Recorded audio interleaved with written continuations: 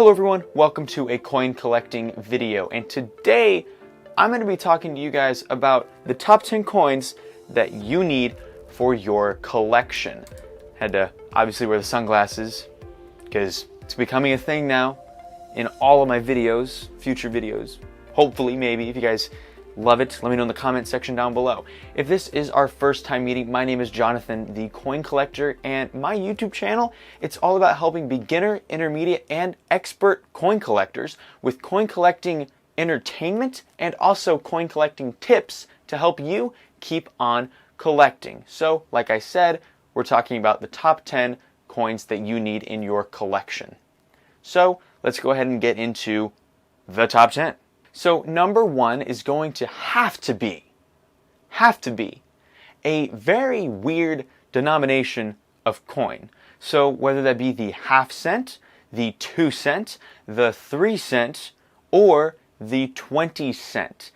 Not many people know about these, especially beginner coin collectors. They don't really know, but these did exist like in the 1800s. So they're really cool, and I actually have a few 3 cents and a half cent. I don't have a 2 or a 20 yet. I hope to get those soon, but they definitely add a little bit more of flair and intrigueness from other non-collectors, and it could even help people want to collect if they see that you have a weird denomination that nobody really talks about anymore. So that is definitely in the number 1 slot. Number 2 has to be the large cent. I have 2 designs. I have the first and second design of the large cent, and it's really weird because it's a little smaller than the half dollar, but it's bigger than a quarter. And these normally are around like I think $20 or $30, depending on the quality you get them. Obviously, if it's better quality, more expensive. But it's definitely something that whenever I show people my personal collection, their expression is just, what?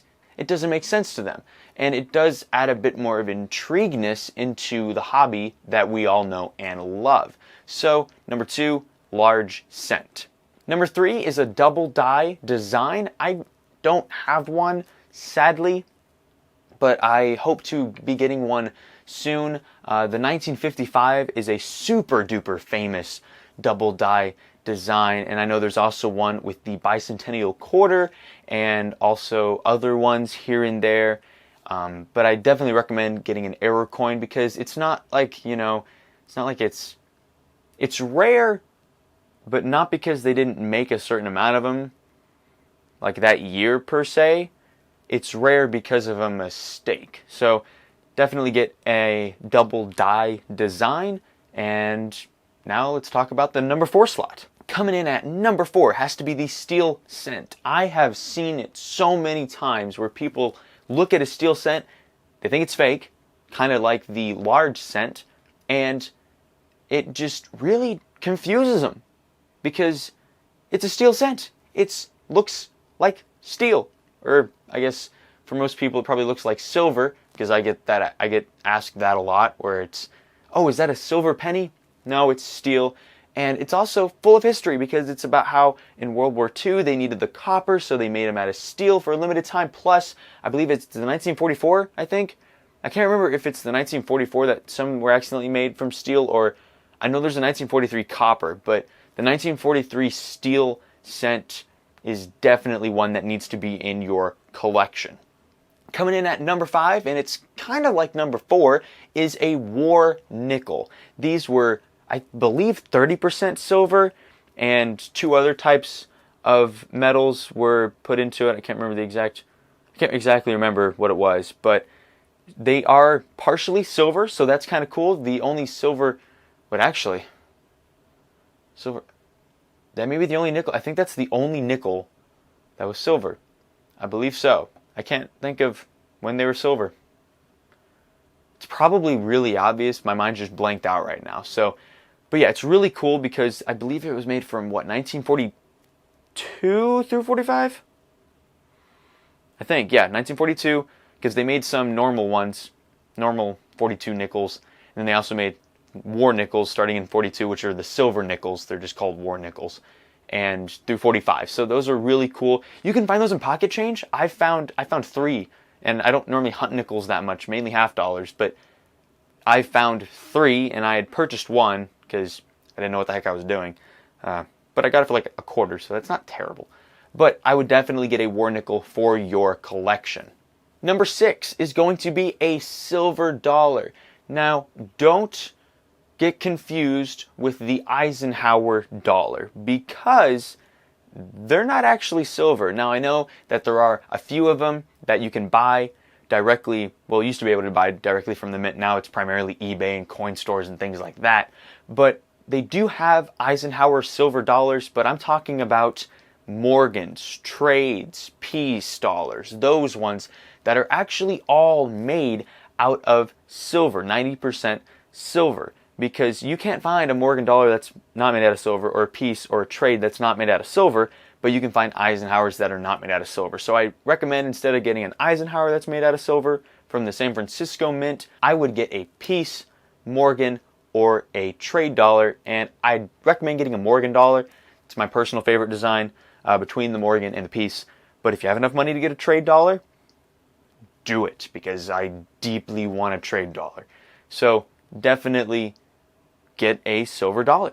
Number 7 is going to be a commemorative. Now, I know that it's kind of weird to have a commemorative. Some people don't like them, but I think it's really cool. It's really different. It makes it stand out because it's like, okay, this was made by the U.S. Mint, the same mint that makes this pocket change, but you can't spend it, and it also has a really cool design. So I'd recommend getting one that is more personal to you. So my birthday is on February 22nd, and that's George Washington's birthday.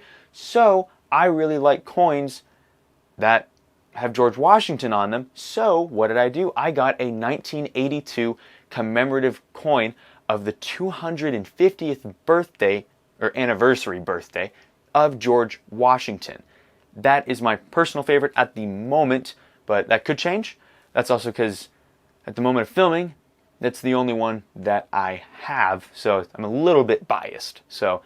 But yeah, I definitely get a commemorative one. There's tons to pick from, tons of ones that are specific towards if you were like a Girl Scout or a Boy Scout, or if you're in the military, I think they have one for that, or if you like eagles, they have an eagle one from 2008, I believe, or you can get some of the old commemorative ones that are, I believe, 1952 was the last year I think they made. I can't remember exactly, but they took a break from the commemoratives. It's really confusing. Well, it's confusing to get into, but definitely get a $50 or a dollar commemorative coin that you have a personal connection with. Coming in at number 8, I would get a coin with a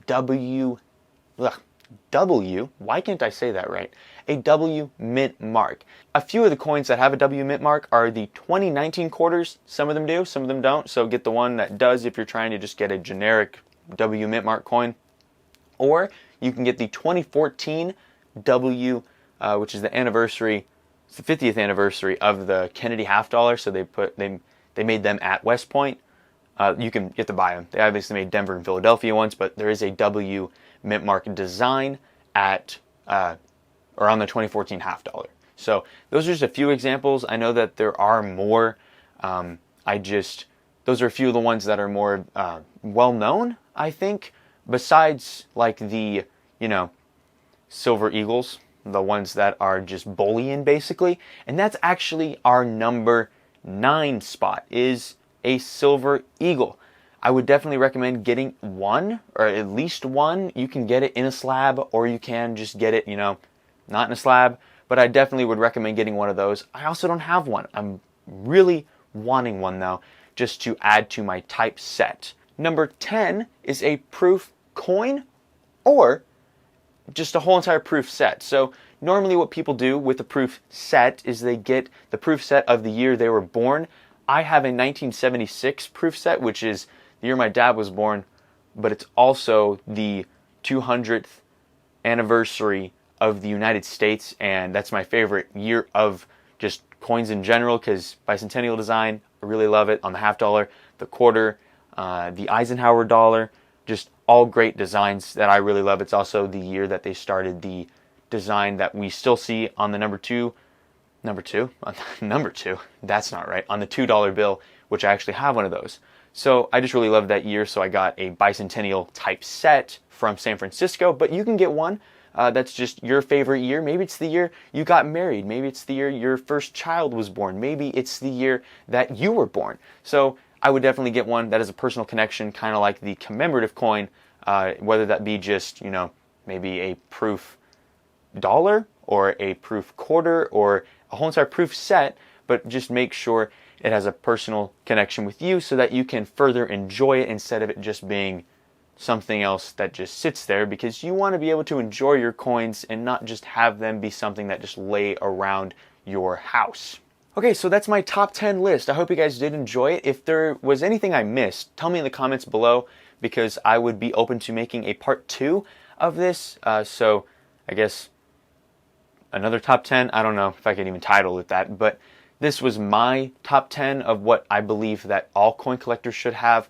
But yeah, definitely let me know in the description if you think that a certain type of coin or maybe a certain year or like a certain coin like specifically would be good for this top 10 list. Please give this video a thumbs up if you did enjoy it. It definitely helps for this video to be found by more collectors like you if you do leave a like down below.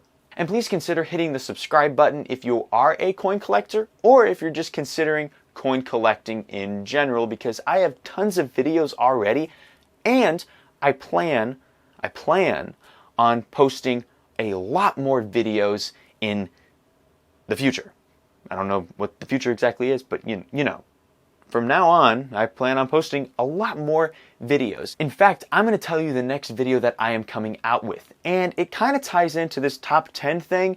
It's going to be my top 10 personal favorite coins in my collection. I know that I made a personal favorites video at the beginning of this year, but that list is just constantly changing because I'm just getting new coins and new ones are becoming my favorite, and some of them aren't as cool, so they kind of just, fall out and don't really get acknowledged that much just because the new ones replace those. So if you want to see that video where I talk about my personal favorites from the beginning of this year, I will link to that in the description below. So definitely go check that out. But like I said, that video will be coming out on my next upload day. So definitely hit the bell after you hit subscribe to be notified whenever that video comes out. I believe that's everything. I think we've covered all of it. Again, description, like, subscribe, hit the bell, and yeah, that's pretty much it. So I really appreciate all of you here watching my content.